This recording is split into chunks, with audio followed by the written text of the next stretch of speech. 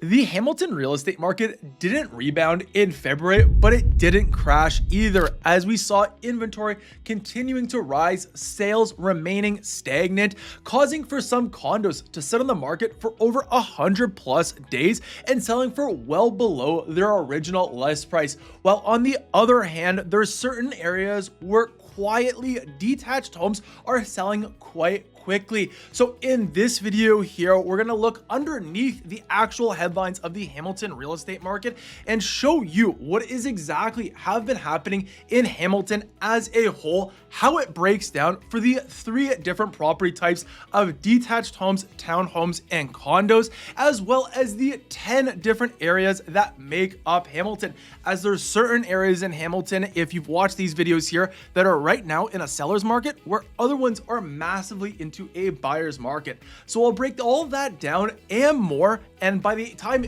you finish watching this video, I'll give you 3 key takeaways you need to know if you're a buyer thinking about buying in Hamilton or thinking about selling, and what you should do with this market data here. But let's not waste any more time and just jump into it. So as we look at the overview for the Hamilton real estate market for the month of February, as you can see, the total sales were at 291, which is down about 10% this time last year.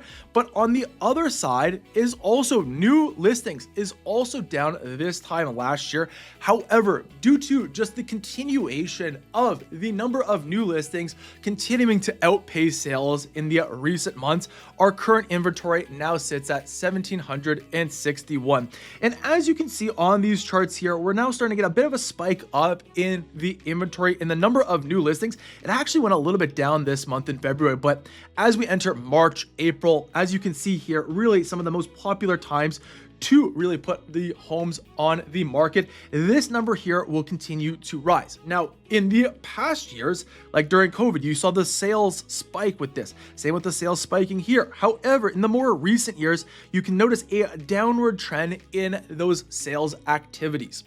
Now, as a result of the increase in supply and the decrease amount of demand and sales that are happening, the median and average for Hamilton as a whole are down about 10% and 6%. And oftentimes when I'm talking with people who are thinking about whether they should enter the market or not, they usually ask me, is like now a good time to buy? And that really does truly depend on what your individual circumstance. So I'll show you in just a moment who this market favors when it's down about 10%.